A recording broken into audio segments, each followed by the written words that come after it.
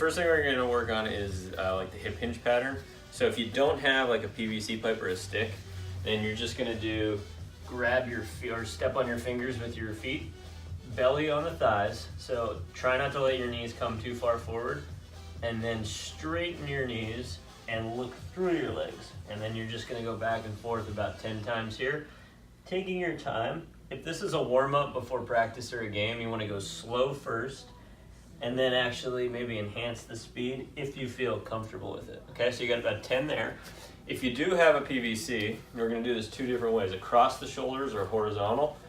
Same idea though, so butt back, knees straight, and then you're gonna bend the knees, belly on the thighs, and then straighten the knees, bend the knees, belly on the thighs. When you bend the knees, don't allow that to happen, like where you're really moving to the toes or letting your knees come forward if you can help it. Reach back, so you should almost feel like your toes come up, and then you have to grip the ground to not fall over. So you're trying to stay back, heels way behind, or butt way behind the heels. Okay, that's one, you got 10 there. And then this way, vertical PVC, same idea. Come down, try not to let the PVC come off of your butt.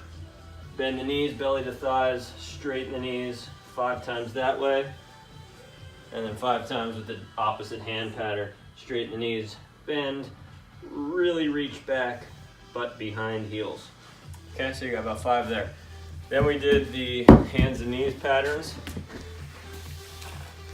So first one's just gonna be like a cat-cow, but really concentrated in segmental.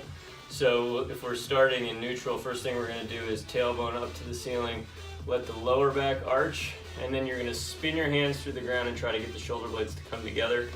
Chest goes towards the ground, and then look up. So the neck goes last. On the reverse, the neck goes first. You tuck your chin, you look down, push your hands through the ground, feel your upper back round, then let the lower back round, and then finally the tailbone and kind of the butt tenses, and then you reverse that. As you get more comfortable with the pattern, you can go a little faster, but don't rush this one because you want to make sure that you're moving one segment at a time.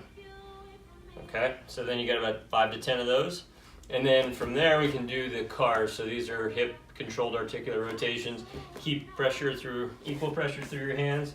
If you can put something on your back, it's helpful to give you some feedback. We go forward first, so flexion. Go out to the side, lead with the knee, but don't let your body go that way. And then you're gonna go lead with the heel as you circle back around. So when you get to here, you should feel you're reaching your heel to the ceiling, but don't let your lower back arch. So your knee might be in line with your pelvis or your lower back, or if you have good range of motion, it might be a little bit higher, but don't let your lower back go. So you should have a little 30% pressure in your belly here, then bring the knee forward. All right, so it's knee forward, knee goes out, heel goes out when you run out of room with your knee, and you circle back around so knee is right behind you. Okay, and the reverse of that is knee goes back, lead with the heel out until you can't go any further, then it goes knee, circles back around to flexion. All right, 5 to 10 on each side there, okay? All right. So you just hold on here.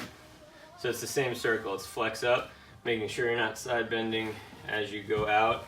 Lead with the knee, then the heel kicks out, circle it back around, and then the reverse would be back, heel, knee, circle it back around. Really try not to side bend, that's what your body's going to want to do. If you notice you start to side bend, that's all right, pause, recorrect, but keep your leg where you had it, and just notice like how tight the hip is. So you got about 5 to 10 in standing there. And then we did the active straight leg raise. So just, we did some pull here, 2 different ways.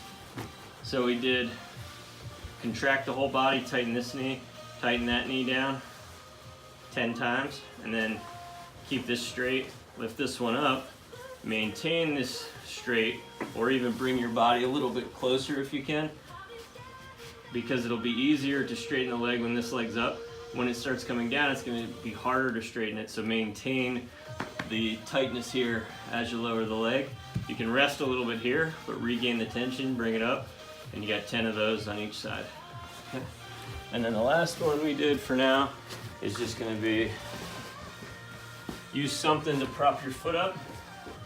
You're in kneeling, hands on the inside of the opposite foot, and then you're gonna curl yourself up until you get to the point where the knee is right under the hip, glutes tight, trying to create a pelvic tilt, and then you could reach up. So there's a tension here, some contraction here, and then you come back down, 10 there, open up the front, okay? Mm-hmm.